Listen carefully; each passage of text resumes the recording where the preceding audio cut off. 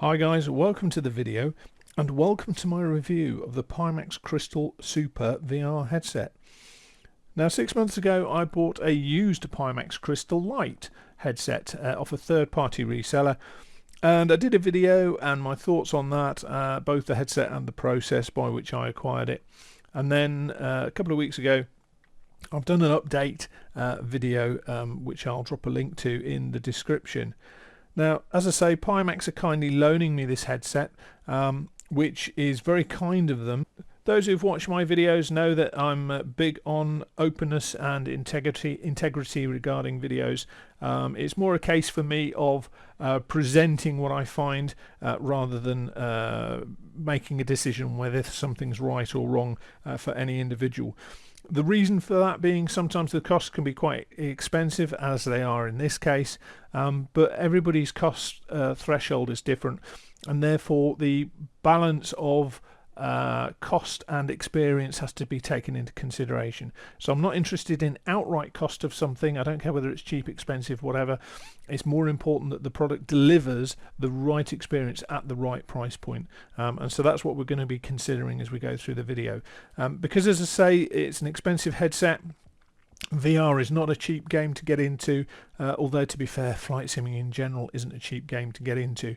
You can go down the rabbit hole and end up investing huge amounts of money.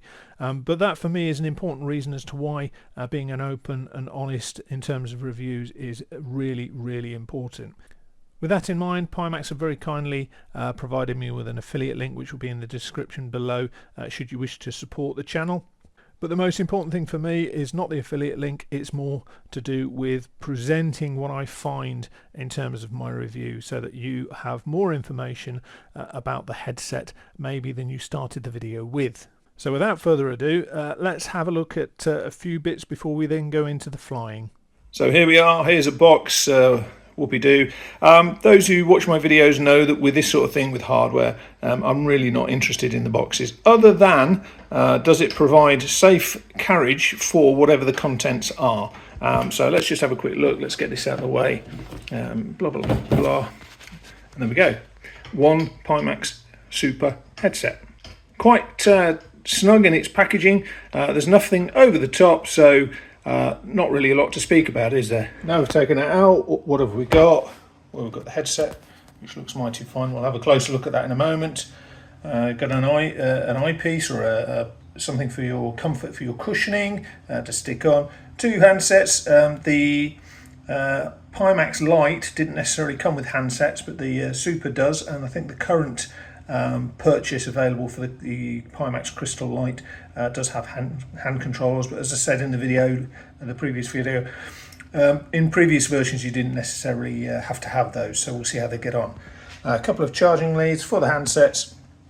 There's all your plug adapters, so you know if it's going to be available to you in your country, and a power supply, microfiber cloth just to clean the lenses, and a little screwdriver. Now excuse the German Shepherd barking in the background. So let's have a brief visual comparison of the headset. Obviously this is the Lite, the Crystal Lite, and this is the Crystal Super. And the first thing to notice is the size difference. So if I just come back a little bit, you'll see that the Super is considerably smaller than the Lite. However, when you look at the specs, they're the same weight. So it's not necessarily something that's going to have much impact on your life. In terms of the actual attachments, so headset straps are the same sort of thing. The setup in terms of how it attaches to the back of your noggin, same sort of thing here. You see there's not a lot of difference between the two. Earphones, if I just turn that one and then that one, you can see same sort of thing, same sort of curvature in terms of the arms here and here. You can see the family resemblance in everything. Of note, because the headset is smaller, the arms for supporting it are on the outside here, on the inside here. Ain't going to change the price of cheese, is it? Buttons are on the left as opposed to on the right. Again, it's not going to make a blind bit of difference to the user. So basically, fundamentally, apart from the size, there's only a couple of observations. One is the difference in terms of the front of the headset here. You see this, it kind of comes across as a line. Whereas here, It's got a bit of a curve. Now I'm hoping in terms of comfort that improves it. Notably, as it comes out of the box, it's very thin padding here, so we're probably almost certainly going to have to use the thicker stuff, I'd have thought, particularly with the fact that VR for me is slightly better if you can not clamp it but have it with decent pressure on your face. Here obviously this is the comfort padding set, but the actual hard bit of the plastic that it connects to is down here.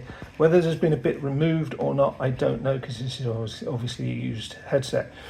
Likewise, I've obviously got the weights here, which do make a huge difference, whereas we've got no weights here. And the difference is, if I pick this up, you can see I can pick it up with the middle of the cord, not a lot happens. If I pick this up, you can see what happens. So I really do think it would benefit from some sort of attempt to balance it, because that for me starts to raise the question mark over long periods of time when you've got a balanced headset. Look, I can pretty much hold it right in the middle. If you really bounce it, it will, but the friction of the whole thing means you can hold it there like that. With the counterweights, it's physically impossible to do it with that. If I let go now, it just goes straight down.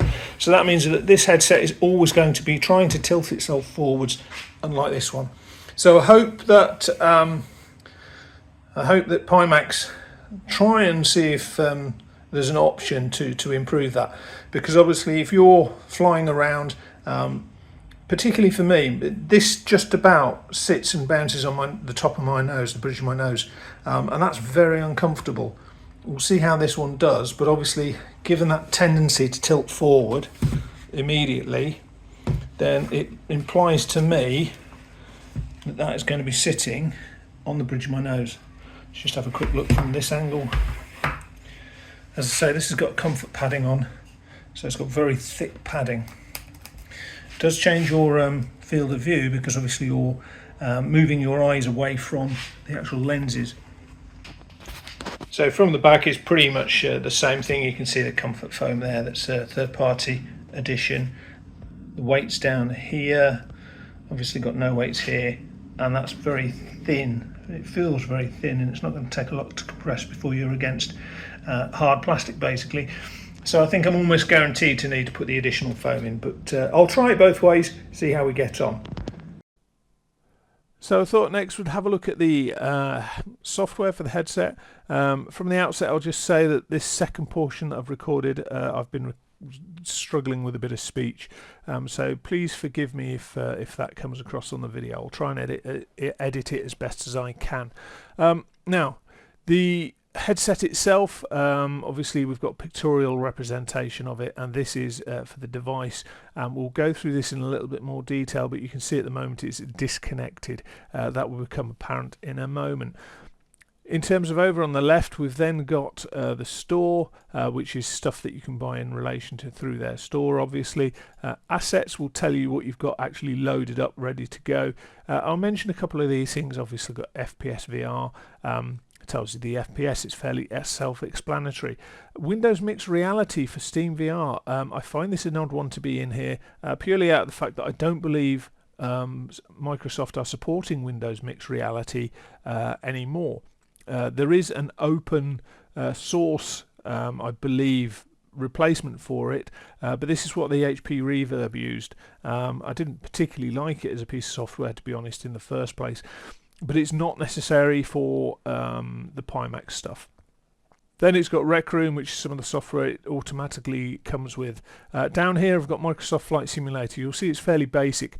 This is because I had to go on the internet and get some help in terms of how to set all of this up so that Microsoft Flight Simulator was working with the headset. Out of the box, the Pimax Crystal Lite seemed to work straight away. I found that quite easy to set up. Not a lot of stuff needed doing.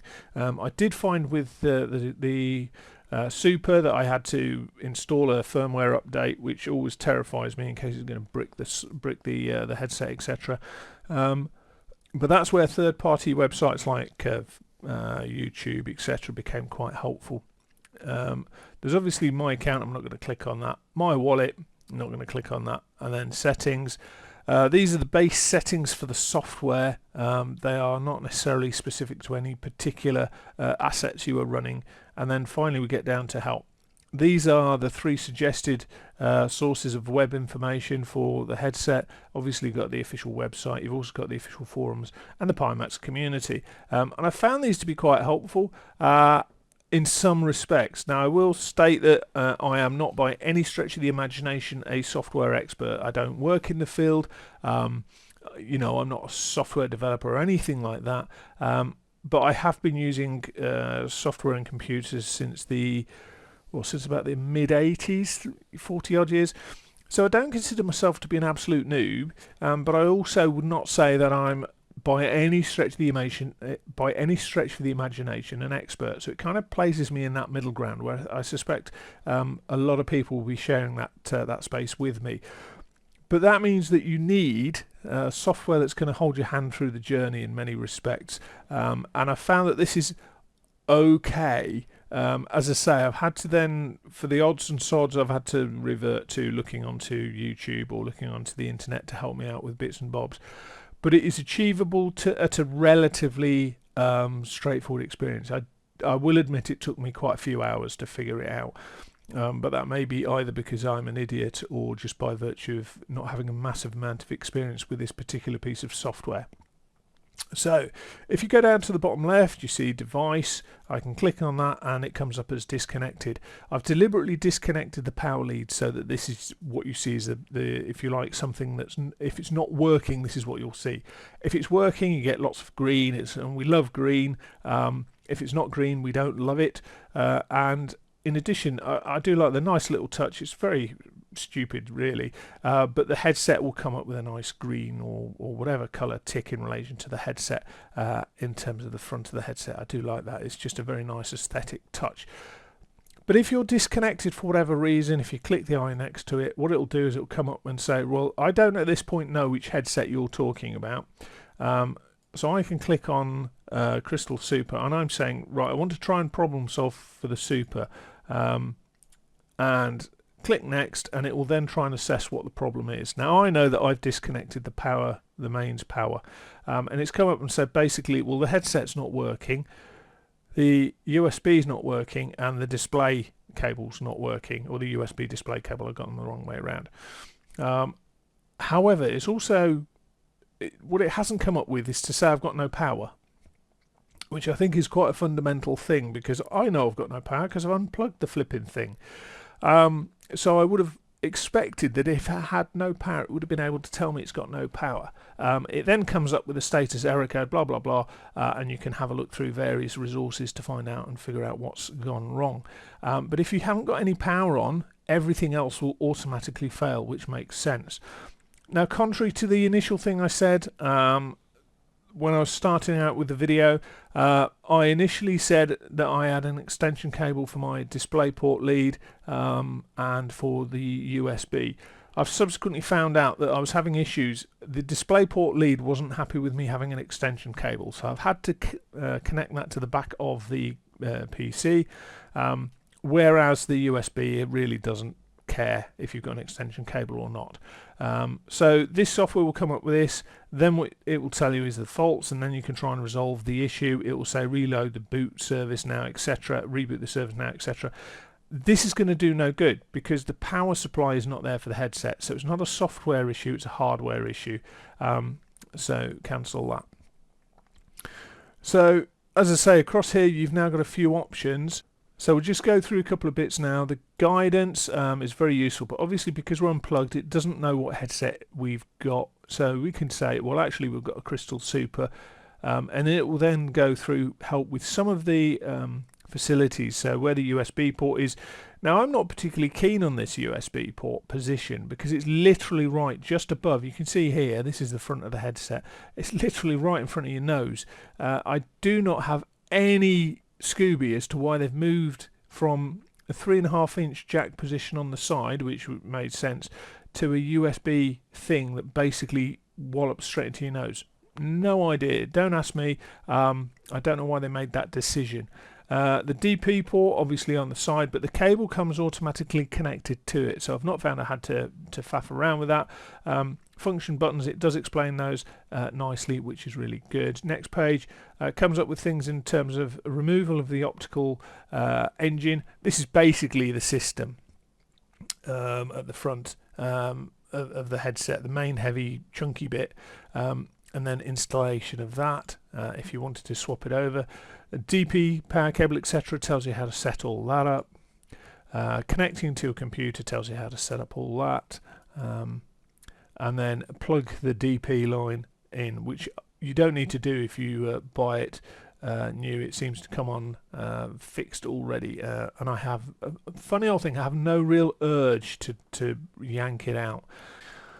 Next, it will then check it again once you've gone through all of that. It will offer you the chance to restart the service. Obviously it's not going to make any difference because I haven't got the mains plugged in. It doesn't matter how many times I redo the service, it won't work. You can obviously also reset the headset if you want.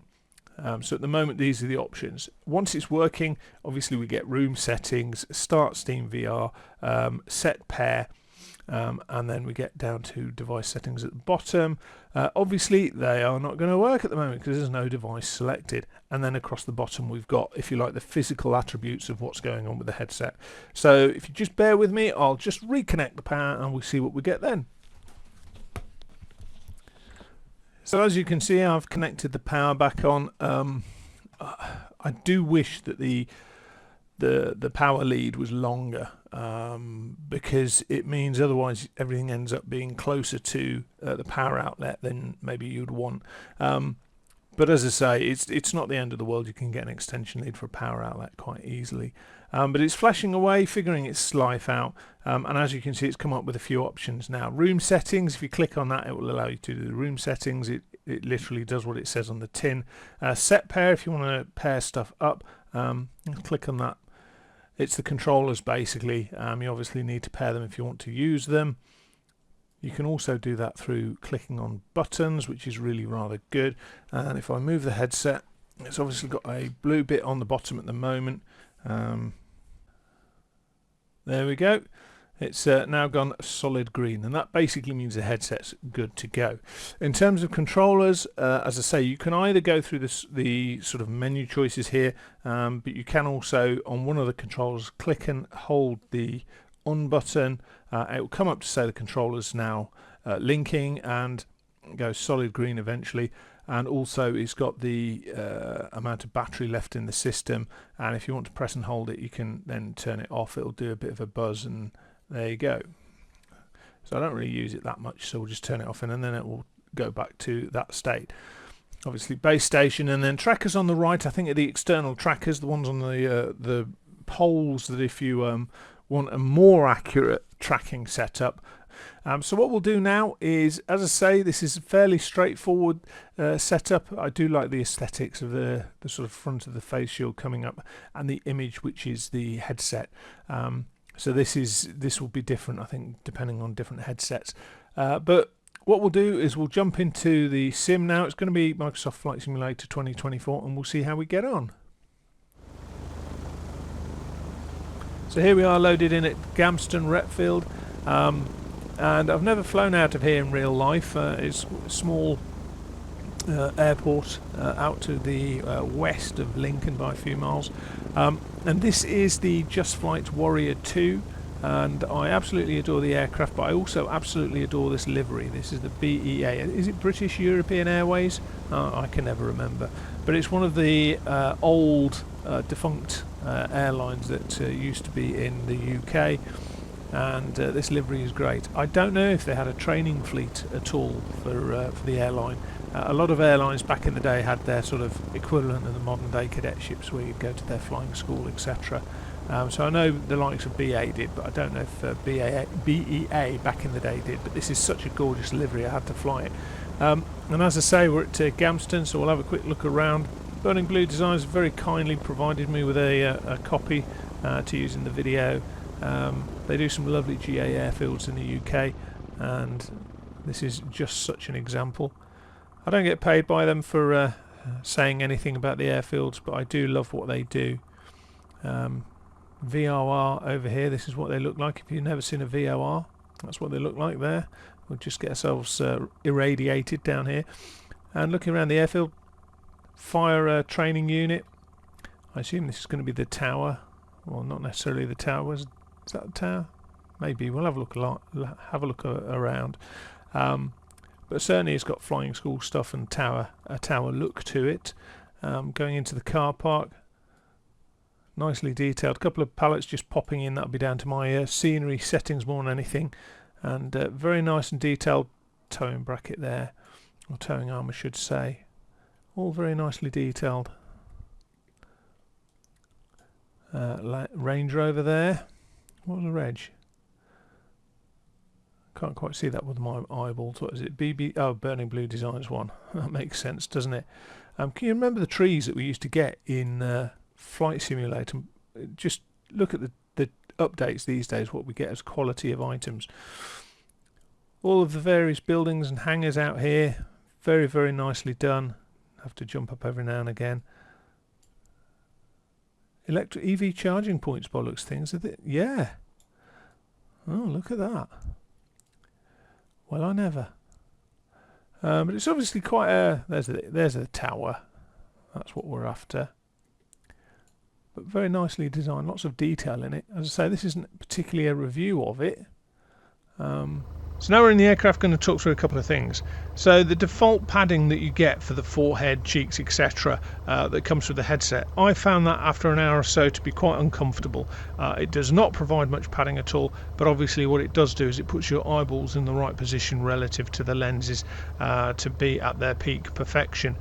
The thicker padding that you get is designed for people who wear spectacles, therefore the arms can go through the sides, etc. I don't wear spectacles, but I do find the thin padding uncomfortable. So I've currently got the thick padding that you'd normally wear with spectacles on to try and make it more comfortable. And it does. The potential is that it's limiting the field of view, but it's not to a degree where I feel it's problematic. So for me, that's been a big element. A problem is that the type of foam that they use, I don't know if it's particularly absorbent or not, but it's quite itchy on my cheeks. So where it's resting on my cheeks, it's quite itchy. So you might occasionally see me adjust the headset. Now, if I keep the headset still and glance down, I can see down between the gap between my nose and the sort of rubber flaps that are designed to stop you from seeing what's below the headset. Generally not an issue, because generally I don't look at the tip of my nose whilst I'm flying, but you can sometimes catch light through it that does become visible. So that is something that I am aware of. In terms of the lead, obviously it's brought around the side of the headset to the back. That means the lead is either going to be straight down the back if you have some sort of channel down the back of the chair. My chair's not that expensive or clever, so you'll then generally have it hang down one side of the head or the other. Turning one way doesn't cause me an issue, turning the other way it does. It just pulls on the headset slightly going that way. So that's very much... It can be resolved. It's not a defect of the headset, but you need to be aware of it, because some headsets have the wire coming directly out the back and you wouldn't necessarily have the same effect. All it needs is to work out some sort of way of holding the headset lead so it's not going to interfere with you. Having said that, I've flown things like military aircraft where you end up with cables down the side and all sorts, and so it's not always going to be the biggest issue. Apologies if I'm looking around a lot, I'm just admiring the view. So what else is to talk about the headset? Oh yeah, the tilt forwards backwards over a period of time. You've got 2 kilograms strapped to your head, you've got a foam sort of pad at the back of your skull and some padding at the front of your face. It weighs a lot on the front of your head over a period of time, so eventually you'll find that it can become uncomfortable. For me, it becomes uncomfortable when it starts to rest on the bridge of my nose, because I find that to be quite painful over a period of time. So then you end up with the exact same thing of just constantly adjusting the headset to try and alleviate any pressure that it's causing anywhere, whether it be on the cheeks, back of the head, nose, bridge of the nose, etc. That's not necessarily unique to this headset. It is something that I've encountered in other VR headsets. It didn't seem to be quite as prominent in the HP Reverb, but you know, each to their own. That was a less high definition headset. But I think at the end of the day, when you're strapping large weights of high fidelity monitors to your eyeballs, there are going to be some things that are negative and some things that are positive. So let's move on to a little bit more of the positive. The first thing is the clarity. The clarity of what you're looking at. Now, particularly close in, so like the cockpit instrumentation, this looks really, really good. I'll be honest. It should look good. You've got two UHD TVs, one strapped to each eyeball. It should look good. I'd be upset if it wasn't going to look good, but it does look good. It's very immersive, very impressive, and wherever I look I can see nice clear images of the numbers, etc., as long as I get my headset correctly positioned. As soon as your headset drifts off, it starts to go all fuzzy in all the wrong places, so you need to make sure your headset is in the right place to get the maximum benefit. But I can see all the numbers and digits on the primary numbers and digits on the altimeter here very, very well. The needles look great. The pressure settings I can't really see unless I go zoom close in. They're in American at the minute, but never mind. But the depth, you can see the depth perception to the needles, so you can see some needles are more elevated than others. It's really, really good in terms of the high fidelity of the visuals in a close range. Looking further afield, the buildings look slightly blurry. Now that's more likely to do with the settings I've got set up to enable me to run the headset off a 4080. If I had a 4090, maybe I'll be able to get them a bit clearer, but the limitations are now not so much the headset but down to the PC that's running it and the GPU in particular that you've got. So the red signs with the white text on it, can't really make out the text at this distance. The aircraft itself looks really good, rendered really well. I can see the 100 LL for low lead for the fuel. I can't see the smaller text next to it.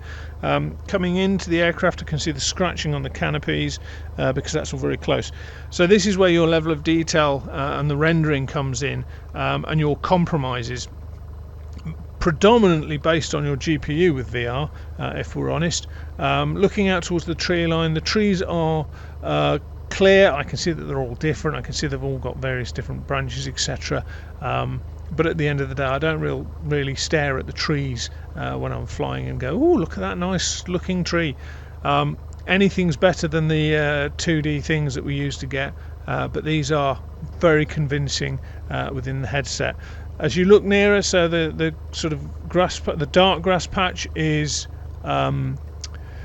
quite clear that it's elevated to the lighter sort of scrub grass patch, and there's obviously, you can see the elevation of the edge of the grass just above the tarmac. In terms of the appeal and the view, then it's pretty good.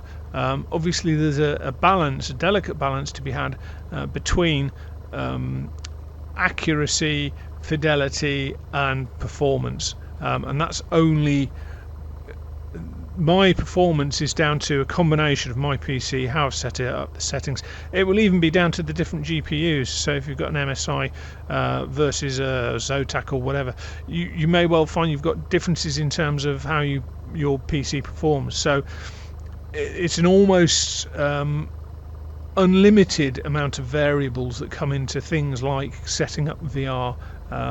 It's amazing. Once you start to go down that rabbit hole, there's a lot to be said. In terms of the movement of the headset, it's very clear. It doesn't particularly cause too many issues for me with blurring on the panel. Certainly on the outside world it doesn't blur particularly at all.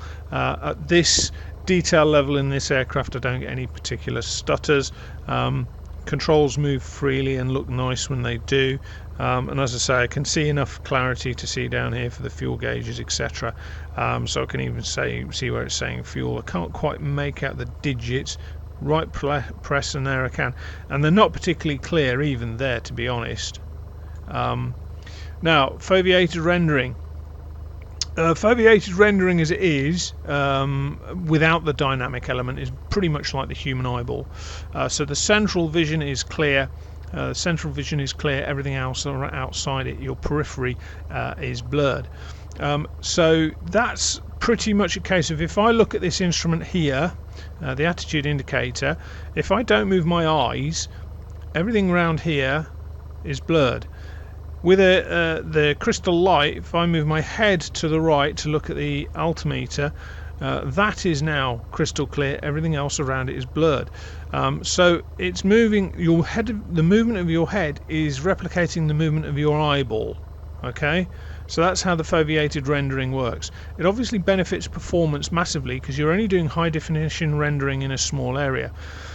Now when you get dynamic foveated rendering, instead of tracking the movement of your head for where it's going to do the highest definition, it tracks your eyeballs. So if I now look to the left, keep my head in the same position, looking straight ahead at this attitude indicator, looks nice and crystal clear.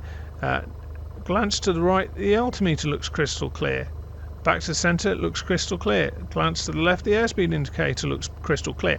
So if you're someone who flies IFR, you generally don't look around the cockpit like that. You generally just glance at the instrument. So I'd be looking at the AI as my primary instrument, then I'd glance at altimeter, back to AI, glance at speed, back to AI, glance at direction indicator, back to AI, and then you'd go through that scan process. Some people will do a rotational scan, some people will do spokes of wheel type scan, which is what I tended to do, and foveated rendering helps in a basic degree, because you can do that. What am I trying to think of? Dynamic foveated rendering makes it feel much more natural, because when you're flying IFR, I tended to just glance. I don't know if other people looked proactively like that, but I tended to keep the attitude indicator as my central focus and then just glance for my performance instruments in the various directions that I wanted to look at in terms of the spokes of the wheel. So that feels to me very natural. That feels like a very natural movement of the eyes and the head combined. So, you know, looking around normally, head and eyes combined as we'd normally be in real life, looks really good, really realistic. Instrument flying, where the foveated rendering becomes even more important in my mind, is really good. Now, I'm not quite sure what's going to come out when I show the video, but I assure you that as I'm looking here, it's crystal clear. This is all blurry. Looking here now with my eyes, crystal clear, blurry, and so on and so forth. You get the idea. So for me, once something becomes correct, it feels natural, and then you stop thinking about it. So the greatest compliment with something in flight simulation for me is that it almost gets to the point of being something that's so natural you don't comment on it anymore. You know, that first impact you go, wow, look at that. After that, what happens is the wow factor fades away. It's still impressive, it's still something that's notable, but it becomes very natural, and by being very natural it becomes something that's very true to life. The negative, though, of dynamic foveated rendering. Now, I'm lucky because I'm visually impaired. I can't see anything that's out here. It's just, there's nothing there. It's just because of the issues I've got with the brain. It doesn't matter which eyeball, it just doesn't exist. So I can only really see from the centre line out to the left.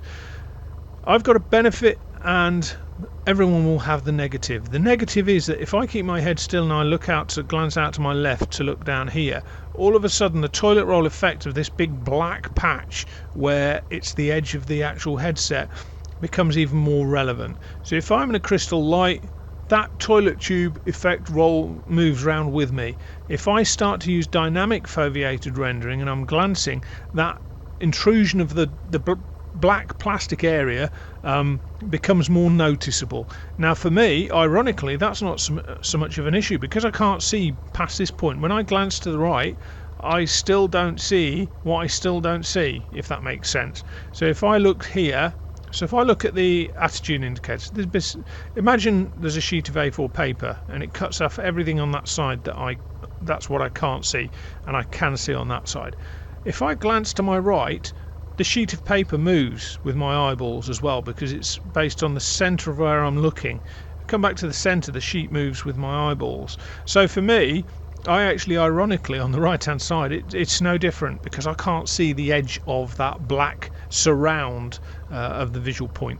So that's quite, for me it's a little bit weird in some respects, but for other people it's going to be even weirder to try and understand what I'm on about, but that's so be it.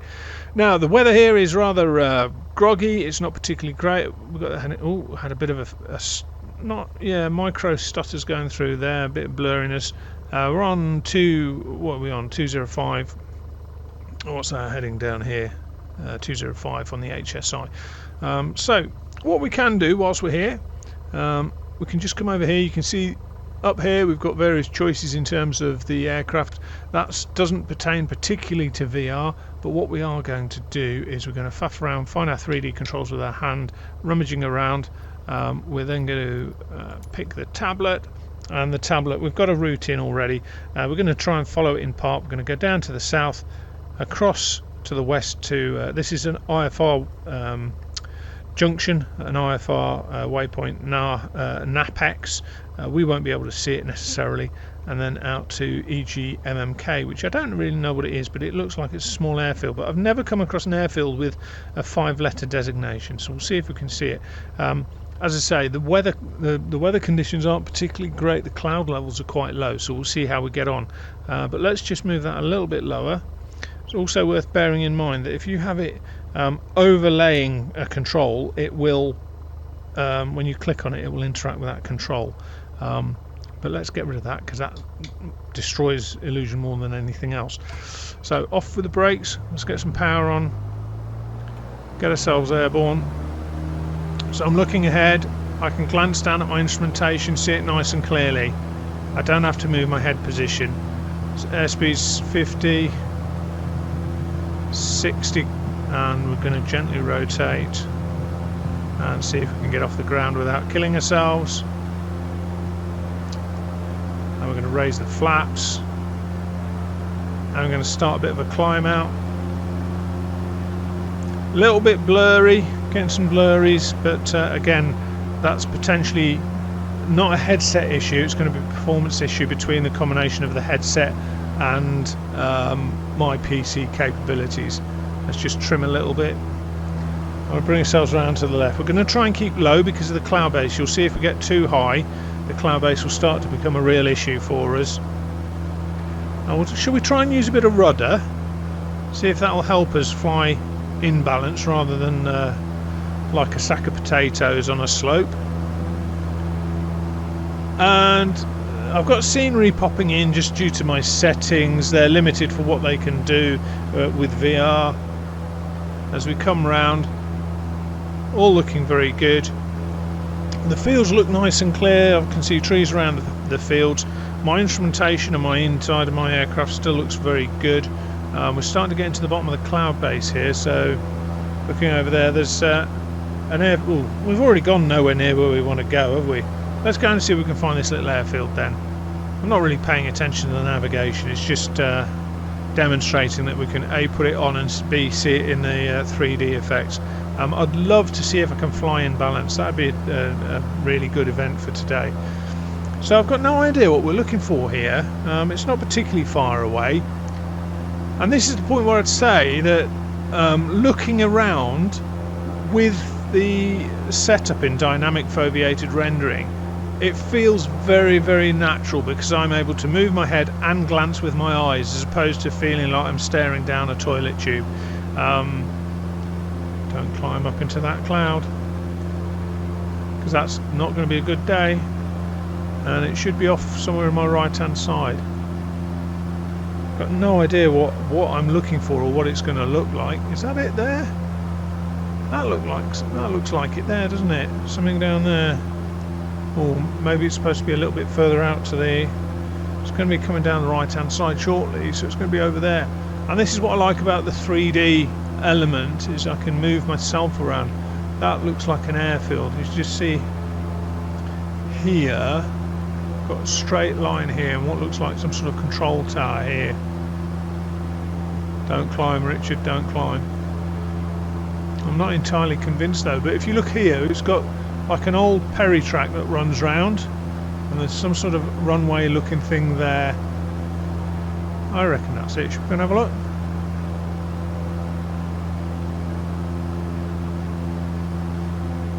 Yeah, that's definitely got an old Perry track running around it.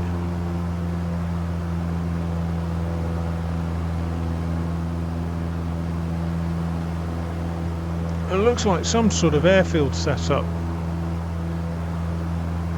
We would be at 90 degrees to the runway now, pretty much, yeah. Looks like an old disused airfield. You can see it running. There's my mouse. So this is the Perry track down here, and that's one of the runways running across there. Another runway running across there, and it looks like a third runway running across there. So that's all cool as we climb into the cloud. I think we'd best bring the nose down, not too badly though, otherwise we'll stuff into the ground. That's kind of cool. There we go, we've got some ground visibility. Should we go and see if we can go back to Gamston, see if we can pull off some sort of attempt at a landing. How cool is that? It might be a microlight airfield now or something like that. That's really cool. So let's just get a little bit further back onto talking about the headset. There's an airliner going over the top somewhere over there. Let's try and not climb into a cloud. Stay visual with the ground, otherwise trying to get into Gamston is going to be a bit sporty. Yeah, we'll just stick on this heading for the minute. We are gradually going down, but we're fairly flat terrain, so I certainly wouldn't really consider flying this in real life. This is a bit dicey. In the UK, you're supposed to stay 500 feet above ground level, and we're nowhere near that. I say 500 feet above ground level. I don't think it's above ground level. I think it's above the nearest object. So I can't remember. It's so long since I've done any real world flying. I need to stop this little ball thing from turning all over the place. Right, we're going to try and see if we can find Gamston. It's not going to be the easiest thing, and we might have to do a low-level circuit. But it was pretty much orientated with the magenta line. Let's see if we can trim, shall we? That might help us. And it's going to be out there somewhere.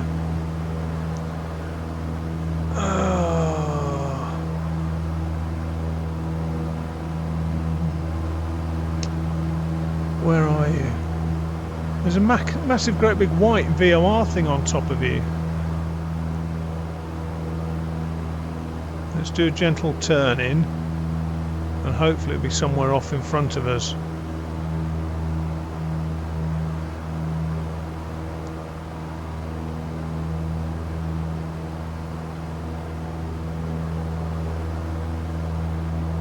That's left of the nose. Is that it over here? Round here, do we think? I think it may be, yeah. You can see the layout of the runways, look. 1, 2, and there's the Perry track going around it. So this looks like it's Gamston. Now we just need to figure out which way we land. Buildings right out to our left, so that's going to be the active runway.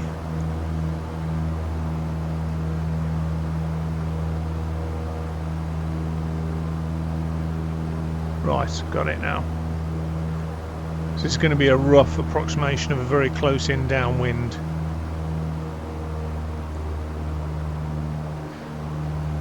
Obviously one of the joys of having something like a VR headset is the ability to look around one-to-one scale and judge distance, and we're far too close in. I'd expect it to be a third of the way in from the wing, so it's going to be a very very tight in circuit. In fact, it's probably just going to be a completely curved base leg. I doubt if we're going to do 290s. But now the element with VR is that look behind you becomes a physical thing, not just turning your head but turning your body as well.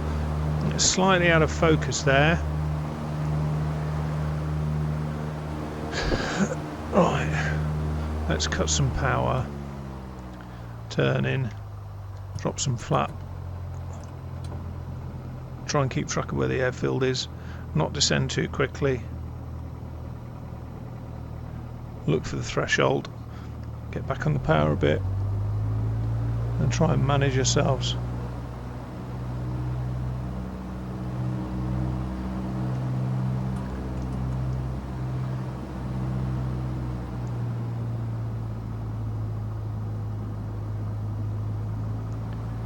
Don't descend too quickly. Could do with getting on some centre line, couldn't we? Right, there's one red, one white. Try and control the speed best we can. Rate of descent. Staying stable in the centre of my vision, which is good.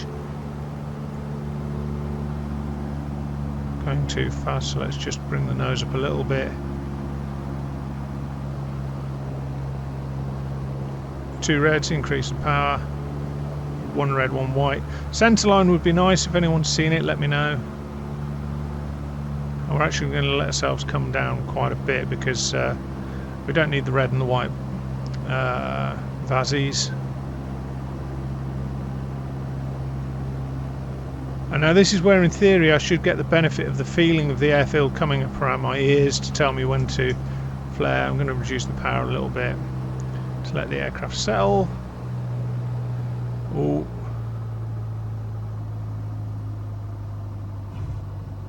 No, that was an awful landing. We'll just bounce this one along, shall we? So there we go. Bit of GA. We'll jump into an airliner and we'll discuss what it looks like in an airliner. So here we are in our trusty Airbus. Phoenix A320, and it's an absolutely lovely aircraft to fly around in. However, we're not here for the flying, we're here for the VRing, and I will be brutally honest, for me I don't get the most out of VR by flying around in airliners, because there's only so much fun can be had with 2 TVs strapped to your head whilst you fly a long straight line in the air. Now granted, doing the ground op stuff, maybe that's a little bit different, but I find things like the McDo a little bit finicky, but that's a general VR impression. Let's return to the case in point, which is the headset. Now I've mentioned quite a lot the dynamic foveated rendering, which I'm sure you're bored of hearing about now, but for me it becomes relevant more than anything with instrument flying and visual flying, because obviously you want to be able to look around, and given the one-to-one realism of the headset, sometimes you'll be looking quite far around and moving around quite a lot in the aircraft. It's realistic though, it's what it's like. That's the sort of world that you're living in. My back and neck are now starting to get a bit of ache I've been doing this now for about 4 hours in stints. My neck, the back of my head, where the headset rests on the back of the skull, is starting to become irritated. The back of my neck is starting to get a bit of neck ache, and the back of my shoulders are starting to get the same. Now, an element of it could well be down to my sim setup, but I don't think all of it is. I seriously think an element of it is the neck ache, and I've got an overwhelming urge to put the weights on the back of the strap again, how I have it on the Crystal Lite. So that's the first thing. After a few hours of wearing this, you do start to feel it in your neck. There's no getting away from that, because you've got 2 kilos of stuff strapped to the front of your face and you've got nothing on the back, and the only way to stop it from moving up and down, blah blah blah blah blah, is to tighten the strap. Now it's worth mentioning the way the strap is, that it's got points at the front and points at the back. So obviously over your face you've got an attachment point there, if you like, or a physical point there. At the back of your head it's got a point where it's literally just that padded section at the back. Down the sides there's nothing, so you're literally just pulling it on at the front with a small patch at the back, and over a period of time it does become slightly uncomfortable. It's not unusable, but I would suggest that for long drawn out flights you need to look at the comfort of the headset as a whole. Now, it's by no means the worst. I'm sure there will be people out there who will agree or disagree with me, but that's my feeling, is that over a period of time it becomes quite uncomfortable. And as I say, the need for the comfort pack, really for a 1,500 quid or whatever headset, for me, the fact that you have to spend a few extra quid on that is a little bit disconcerting. Bear in mind, in addition, that I've also got the glasses thick padding on the front, but the headset is resting on my nose after a little while now. There's no real way, it would appear, to stop it from doing so, but that's become uncomfortable. Again, it still wriggles around left to right if you shake your head vigorously, but generally you're not going to be doing that. Talking about other aspects of the headset, obviously the visuals looking out to the front of the aircraft look absolutely glorious. That's Microsoft Flight Simulator for you, or Microsoft Flight Simulator 2024, I should clarify. As you look in, the level of detail depends on the depth you're looking at. So we'll look at the outside first. Close in, you can see the airway markings are, the runway markings are absolutely crystal clear. As we come around, the taxi lines are crystal clear. The depth of light's really good. Come round, the grass is okay, but even with the foveated rendering, once I start to get into the distance, Microsoft Flight Simulator starts to struggle, and that's because I've had to dial back the settings significantly. Now, that's not to say it's bad. A few years ago this would have been more than acceptable on a 2D screen. So that's the way I look at it, is, yes, we can do better if we have the right GPU and CPU combination, but I've got a high mid-range setup. I would have said that obviously there are higher setups that can be achieved, but the stuff I've got, when you add it all together, it's not a cheap PC by any stretch of the imagination, and still we're at a point where the system is starting to get to the point where it's going, yeah, I can't really do that detail at that distance. So, for example, I can see the building with the windows quite clearly, the shape outline, the general building. I can see that there are cars in front of it, but I can't make them out particularly clearly. I can see the trees in the distance. I can see the control tower. So it's all immersive enough. I can see over towards the hangars. It's all to a reasonable level at the settings I've got. And that's really the constraints more than anything else these days. I think the headsets generally at this level, at this price point, are good enough that it's not the headset anymore that's the realistic limitation. It is the PC and the grunt of the PC to power the headset. And now, looking into the cockpit, if I go to objects that are really close in, like the tablet, absolutely crystal clear. It's like having the thing in 4K. It really is. It's very, very impressive. Coming round, go to the panel up here. Temporarily forgotten the name of it, but you can see that the controls are absolutely crystal clear again. The main text of vertical speed, heading, etc., that's pretty clear. Not quite as clear as the knobs. Once I start looking into text, so if I come over here for the range 10, 20, 30, 10, 20, 10, 20, 40, 60, you can see I'm starting to get to the point where it's not as clear as I would like, whereas the one slightly to the left for your modes, still clear, nav, arc, etc. So you can see that we're starting to get to the point with the sheer amount that we're trying to put upon the headset and the computer, we're starting to get to the limitations of what we can reasonably do. So I'm just going to get my mouse up here as well. Same thing down here with the screens. When you know what they are, it's fairly easy to make them out. But if you're not familiar with what this thing is down here, You can zoom in, cabin ready. Now when you zoom in, it's absolutely crystal clear. It's gin clear. There's no other way of describing it. It is spot on. And the foveated rendering, because it's dynamic, it means I can glance around the screen. I don't have to move my head, and it's really, really good. Same with the screens in terms of if I glance at the PFD, it's pretty clear. It's not as clear as it would be in real life, but it's pretty clear. I can read all the digits and all the numbers absolutely fine. If I glance to the right, obviously anything that's on the PFD becomes blurred, because now I'm glancing at the nav display. 22, 20, what was it, 22, 20, yeah, 22, 23, 24, 25, 26. So the 23 doesn't quite nail it, but everything else does. TA only, and I'm able to do this to a really good level with moving a combination of eyes and head. Now this is where airliners start to struggle, is that they start to get really small buttons that are finicky with the mouse. So ATSU,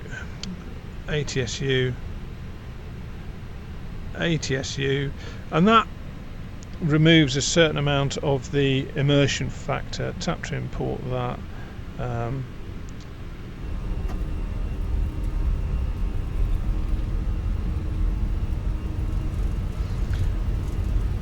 And it has to be said, the overall sensation of flying in VR is difficult to describe. There we go, rotate.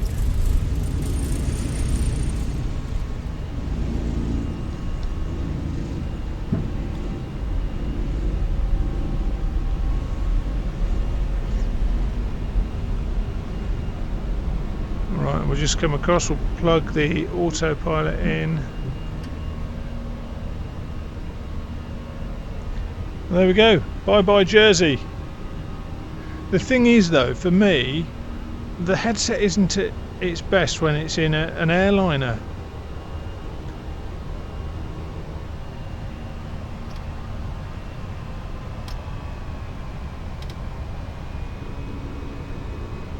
It might come up with an asymmetry in a moment.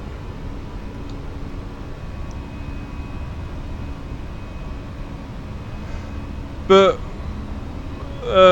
yeah, sitting in the cruise where there's nothing really to admire or look at, or more importantly to benefit from VR, I just don't think is the realm. But you can see you can do airliners in VR, and I would suggest that you need a high definition headset to really get the most out of it, which realistically at that point you're looking at Crystal Lite. Definitely the Super's capable of it. The Crystal Lite, I've tried in the Crystal Lite, that's okay with it, but the clarity from the Super definitely helps much more with things like the M.2, enter destination data. Oh god, should we ignore that and just go and do a thing? No, well, maybe not. But as I say, airliners, they don't I love flying airliners in the sim, but they don't grip me in VR, and that is nothing to take away from the Pimax Crystal Super. The Pimax Crystal Super is really good in the environment of the airliner. I just think there's two factors come into play. One is the limitation of your system, and VR does play a big part of that in terms of how much it draws from your system.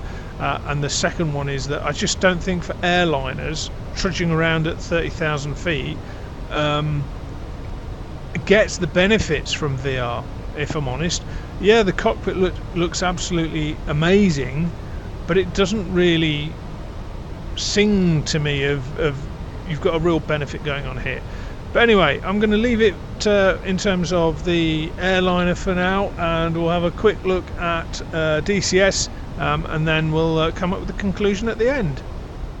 So one of the benefits that I thought of in terms of using VR would be going through, for example, the tutorials in DCS, because obviously the tutorials in DCS, you can have them in the 3D environment as much as you can do in the 2D environment. Now the disadvantage obviously that you can't use paperwork, so you can't have checklist paperwork etc lying around, you can't use a second monitor, but because DCS does its, or some of its tutorials within the headset and within the airframe itself, I thought it might be quite good fun to have a look at one of those, or at least briefly to look at part of one of those. Now this is my favourite aircraft in the world. It's the Harrier 2, the AV8B, and it's a magnificent beast. This is the night attack version, obviously. Very, very different to the early Harriers. I've tried to sit in a GR3, and I say tried to sit in a GR3. They've got the original cockpits, which are very low seated, and I physically couldn't fit in the aircraft. And actually my medical category in the Navy as aircrew said that I could not go in even the Sea Harrier. The cockpit for that is slightly enlarged. I couldn't even fit in that. So these things are small with a big S. But what we're going to do is we're going to try and go through this process, see how we get on. Now I'll talk about the visuals. Obviously there's two elements to the visuals. The first element is the headset. The second element is down to actually what the developers have created as the aircraft. And looking at this, it looks pretty good, to be honest. It's a little bit shimmering in places, so where the weapons panel is down there's a little bit of shimmering on the digits there. The actual frame of the canopy etc is all good, down the sides is all good. Now the text is a little bit small, so unfortunately have I got my zoom mode working? No, it doesn't work in VR unfortunately, but you can see the text is quite small on those, so there's a certain limitation to what I can see in terms of the controls. Obviously if you know the controls, that's all much better than not knowing them at all, but we'll see if we can follow at least in part this tutorial and see how we get on. So click fly and we'll follow what goes on. So it will come up in a moment with how to start this thing. Oh yes, we will indeed. Okay, come on then, press spacebar. There we are. Right, so here we are in DCS, and obviously we're in the glorious Gazelle. Very, very twitchy aircraft to fly in DCS, very twitchy indeed. But we're just going to talk through a few things. Now, in terms of clarity, obviously the menu is crystal clear. You can see that, or the opening sheet is crystal clear. Absolutely everything about it is clear as anything. If I look down at the panel, we get nice glass reflections. It's a really lovely aircraft, I have to be honest, very well modelled. But you can see that the numbers and the digits on various dials are slightly blurry. Now obviously if I zoom in, or move my head in I should say, they become crystal clear. So it's the same thing as the AV8B, in as much as I'm not entirely sure if it's my sim settings, if it's limitations within the developers and the tool set that's available to them, or if indeed it is to do with the headset. I didn't have the same level of issues as I did in Microsoft Flight Simulator 2024. So I know the headset is capable of it. But what I want to do is just have a little fly around for a couple of minutes, see what we think in terms of the performance, whether it's stuttering or not, etc. Now obviously we're in a very nice little helicopter here. It is very tricky to fly. If you're going to fly it, I'd suggest turn the... if you're going to have a go at it, have a go on the 2-week trial thing that I think they're still doing at DCS, where you can try an aircraft for 2 weeks or so before you buy it. It might be 7 days, it might be 2 weeks, I'm not entirely sure. But with this thing you have to turn the saturation down quite low. So I've got my saturation at 50, which is still probably a little bit high to be comfortable with this. The thing is, what you do learn is you really learn stick and rudder skills on this aircraft. Now I used to be a dab hand at this thing. I used to love flying this thing around, but I haven't flown it for an awfully long time, so I'm expecting at some point to crash. But it's as twitchy as anything. Now, in terms of looking around, we haven't got any stutters at the minute. As I say, this is always going to be a combination of the balance of the graphics card, the CPU, the software developer. And so what we'll see is if we get anything particular in terms of stutters, I should say. Plenty of left pedal. Just get it light on the skids, but I don't want to roll over. Don't want to roll over. There we go. We just about saved ourselves from a very embarrassing setup there. Right, nice light grip on the stick. Don't want to grip it like we're trying to choke a viper. And we started doing press-ups and going all over the place. I need to get back into DCS more, and I need to fly this thing more, because this, if you can fly this, you can fly pretty much any helicopter in DCS. This is a real handful. It's a beautiful thing to fly. The handling characteristics are great. How realistic they are, I don't know. I've been in a Gazelle when I was doing navigation training in the Fleet Air Arm, but I never got a chance to fly one hands-on, which is a real shame. Oh, there we go. We've bust the challenge. Well, whoopee-doo. Now, one of the things I'm noticing is in colours. So I'm not entirely sure if this is down to the sim or if it's down to my colour settings or the headset. But you'll notice everything seems to be bleached. So that building there is almost crystal white. And I'm also getting some stuttering. So there's a good possibility that because I'm getting that stuttering in both DCS and Microsoft Flight Simulator, that it's more to do with how I'm setting everything up. However, to get the best out of this headset, there's nothing you can do about it but get the best hardware out there that's available. You know, you're talking get an absolutely stonking CPU, get, you know, a 4090 or a 5090. As I say, I'm quite interested in trying the Radeon 7900 XTX. I can't afford one at the moment, so we'll have to save some pennies. But I think that might be a nice sort of. I think the 24 gig of VRAM will be beneficial for Microsoft Flight Simulator. How beneficial it is for this in terms of DCS, I don't really know. Let's bring ourselves around a little bit this way. And you can see that the scenery is not quite Microsoft Flight Simulator 2024 standards, is it? Let's see if we can pull off a landing. So we'll go into this dead ground patch here, shall we? Although it's got poles and pylons, that's no use to us. We'll go to the slightly to the right in here.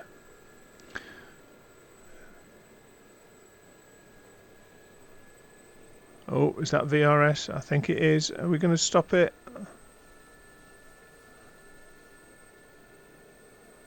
We just about managed to sort ourselves out there. Try and get over these pylons. I really need to get A, back into DCS more, and B, back into this helicopter more, because this helicopter is an absolute delight to play around in. There we go. That's a bit more controlled, isn't it? Just try and cushion the landing a little bit and make sure we're not travelling forwards and backwards, which we are a little bit. Yeah, need more time in this.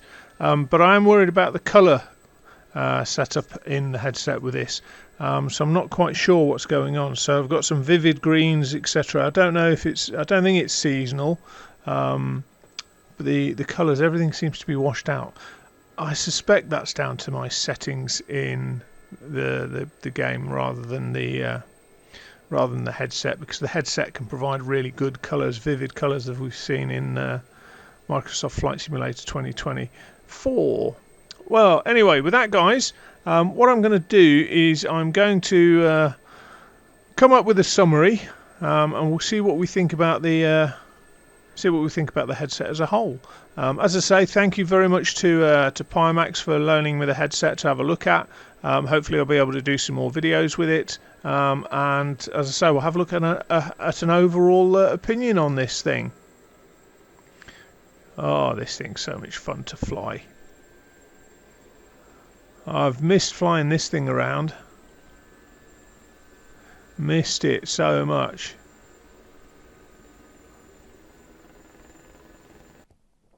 So we're going to talk about a few things as we go through the conclusion. First thing, this is obviously Pimax's Crystal Super web page. Some impressive statistics, very nice imagery across, but I'm just going to highlight a couple of things.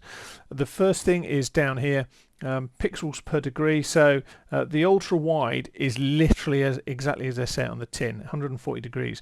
I believe the headset I've got is the 50 ppd, so it's the middle one, which has a very nice horizontal field of view, but it's not obviously as nice as the ultra wide. And then the 57 ppd obviously is a narrower field of view. So I believe the only difference between the three headsets is just the lenses, which makes sense. But obviously the lenses are very significant. Optimized for today's gaming PCs. Yeah, this is a difficult one to quantify. Unless you have all of the PCs and all of the variations and all of the GPU, CPU combinations available, it's very difficult for somebody to turn around and say, oh, you know, that's going to run the system or that's not going to run the system. So flight simulation is it puts a huge load on a PC. I don't know why. I'm not a software specialist, but it just seems to be the case that that's how it is. So for me, an RTX 2080, I would suggest, and I haven't got the qualified specifics to be able to confirm it, but I suggest that's probably a bit low for running a flight simulator at a decent level. Now my system is a Intel i7 13700 K GPU CPU. It's not slow by any course of the imagination. It's when you look at the benchmarks, it's fairly high up there. And also I have a 4080 GPU, so an Intel 4080. Again, you look at the benchmarks, it's pretty much up there. In each case, there's only half a dozen or so setups that are faster benchmarking in each thing. But as a result, I would suggest RTX 2080 is probably a little bit too low to get a good experience in VR with this headset in, say, Microsoft Flight Simulator 2024. And even then, the 16 gigabytes that I have on my card is Microsoft Flight Simulator 2024 with a headset is banging its head against the limitation of the VRAM. The recommendation, their recommended is 3070. I would suggest to get a decent experience in FS 2024, you're going to need to have a 3080 or a 4080 realistically to get a decent experience. Obviously, to get the best experience, you're looking at 4090, 5090. But this is where it comes into the thing that is significant for me is the difference between outright cost and value for money. You know, there's no doubt that if you have the freedom to do so, buying the best GPU, buying the best CPU, buying the best motherboard, etc., buying the best memory, you're going to have the best experience. But it's whether those gains are worth it for the money that you have in your pocket. Some people will have, for example, a ceiling price, i.e. they don't have enough money in their pocket to buy a 4080. And therefore it's always going to be a compromise for a lot of people, as it is for me, as it is for anybody else. It's also going to be a case of justifying it. And the thing for me now is with the VR cards, with the VR headsets, to get the best out of them, it's one of those things where you just need the PC that's capable of doing it. But what I will say is that the experience with the 4080 RTX 4080 with a i7 13700K is a good experience. I'm sure others will get better. My system's probably not optimized to the best level, and I'm sure I could even get it better, but my experience has been pretty good overall. So that's that bit. Just going to pop across to here. This is the information about the headset. I note that the 50 ppd's got a line through it and faded out, so I would assume from that it's not currently available. The fact it's still there would imply to me that it may be in future, so it's worth having a look at that. They've also changed the payment, it would appear here, since I looked the other day, i.e. you can't do it as an upfront payment. This may be down to the country because this is a UK web page, but you can only do full payment at the moment. You can't do the you can't do the 50 ppd, and you can't do the put 50% down, pay the rest off over a monthly plan. For me, I like that. I prefer the full payment. And as I say, the headset that I think I've got, which is the 50 ppd, that's not currently available. You're either going to be looking at the ultra wide or the 57 ppd. So it's worth checking on the website. It's also worth checking on the website because obviously sometimes you might find deals, and in addition they do have an offer where you can, or they often have an offer, I'm not going to say they do at the moment, but they often have an offer where they will part exchange old headsets in exchange for buying a one of their headsets. So it's always worth looking at the options on their shop. Now the Pimax Crystal Super compared to the Lite, so the Lite, when we come down to, in fact, we need to go back to the store. The Pimax Crystal Lite now is £718 full price plus taxes and shipping. So it's about half the price of the Super, which for me is significant. Which then brings with it the question is, are you getting double the value out of the headset? So the next thing we're going to just mention is this website here. This website is VR Compare. This gives you comparisons of various headsets, and in fact it's quite staggering how many headsets there are. If you go onto this website, click all devices and scroll down, there's dozens and dozens and dozens. I didn't know that many headsets existed, but obviously the common ones end up sat at the top. But you can compare headsets. This will give you statistical specification differences between headsets, but it doesn't tell you the experience, and that obviously is down to the individual, how they feel the experience is. But this is my journey through VR. So I first had an Oculus Rift S, which was raved about at the time. I didn't get on with it. You'll see why I didn't get on with it in a moment. Then I went to an HP Reverb, which was a big step up. These two are now discontinued, although you can get them obviously through places like eBay. Then you've got the Crystal Lite, which is what I had through off eBay. And then obviously the Crystal Super is what Pimax are very kindly loaning me at the moment. And the first thing we're going to get to is the price. The price has gone up significantly over the years, which you would understand with both everything gets more expensive year on year and the quality of the product gets better, and so the performance gets better, etc. But it's worth noticing that there's only 6 years between this and this. Now I appreciate that this is sort of bottom end and this was top end, but it's ridiculous to think that in 6 years we've gone from a $400 headset to a $1,700 headset. It's mad. But let's have a look at a couple of the important bits down here. The resolution, as you see, is just jumping up leaps and bounds, and compared to even the Pixel Lite, this is just so much better. This is where your money is going between these two headsets in very many respects. This resolution is eye-wateringly good in comparison to even the Pimax Crystal Lite. Other places where your money is going is the visible field of view. So the Pimax Crystal Super has 127 degrees horizontal, although as we've discussed that's the standard. You can get the ultra wide up to 140, and then the 57 ppd is obviously slightly smaller, but that's, should we say, that's the middle ground. Literally the middle ground for these three headsets. You can see yeah, it's massive, the field of view. From 88 you're literally looking through a tube, to 127 is significant. So that's, again, this is where your money's going, is your field of view in this point. So you've got, what's that, an extra 10% more field of view. Doesn't sound like a lot until you're looking through them. You know, the quality of what you're getting is getting better as well. Tracking, etc. There was something else I was going to highlight on here.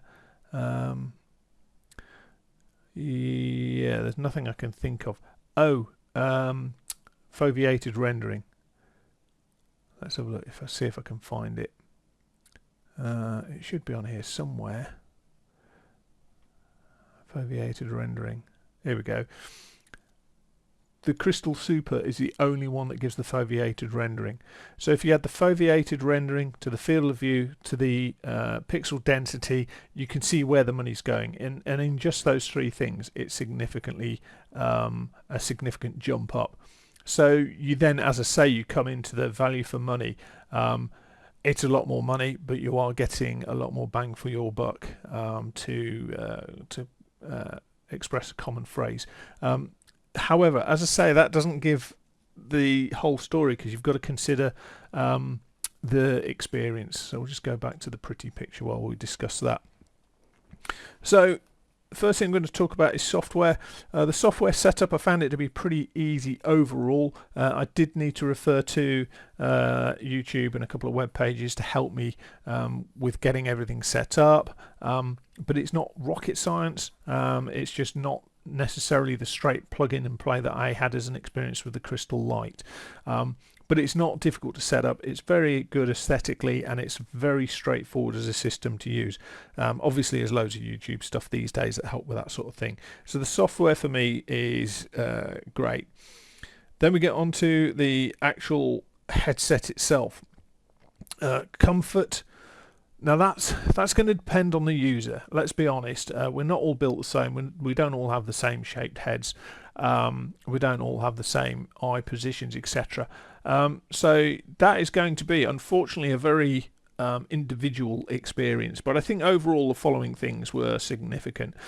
There's no support around the sides of the headset, so everything is on a pivot basically between the mask at the front of the headset and the cupped sort of rear part of the headset.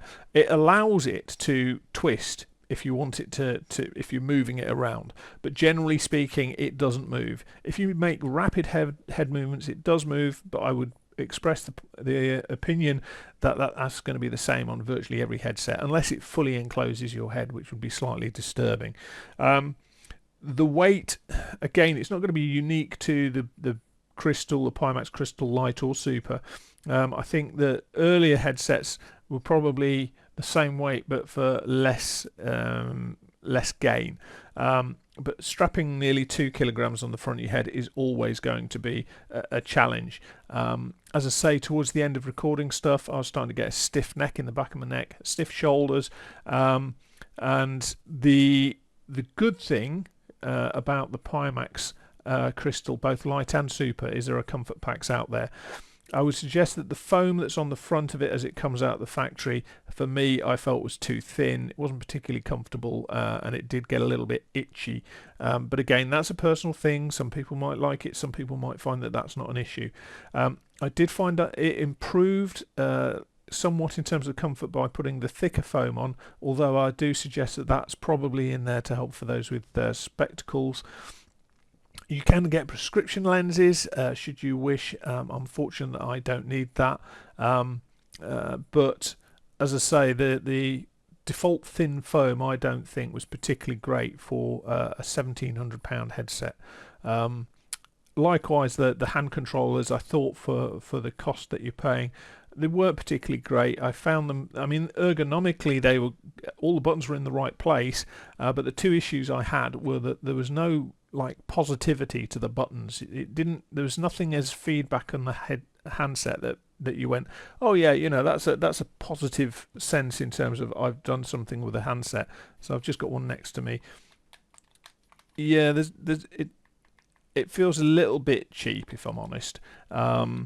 That's not to say it doesn't work, and it's not to, you know, obviously I can't comment on how long the lifespan of these things are likely to be, but I particularly didn't like how the smooth sort of texture on the grips meant that it was difficult. It was quite slippy.